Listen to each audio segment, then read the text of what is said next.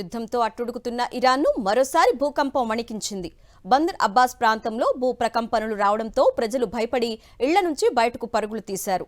Richter స్కేలుపై భూకంప తీవ్రత 4.1గా నమోదైంది. భూమికి కేవలం 10 అడుగుల లోతులో భూకంప కేంద్రం ఉన్నట్లు అధికారులు గుర్తించారు. యుద్ధం మొదలయ్యాక ఇరాన్లో భూమి కంపించడం ఇది రెండోసారి.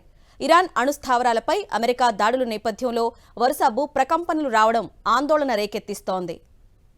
భూమికి కేవలం 10 అడుగుల లోతులో భూకంప కేంద్రం ఉన్నట్లు అధికారులు గుర్తించారు. యుద్ధం మొదలయ్యాక ఇరాన్లో భూమి కంపించడం ఇది రెండోసారి. ఇరాన్ అణుస్థావరాలపై అమెరికా దాడుల నేపథ్యంలో వరుస భూ ప్రకంపనలు రావడం ఆందోళన రేకెత్తిస్తోంది. భూమికి కేవలం 10 అడుగుల లోతులో భూకంప కేంద్రం ఉన్నట్లు అధికారులు గుర్తించారు. యుద్ధం మొదలయ్యాక ఇరాన్లో భూమి కంపించడం ఇది రెండోసారి.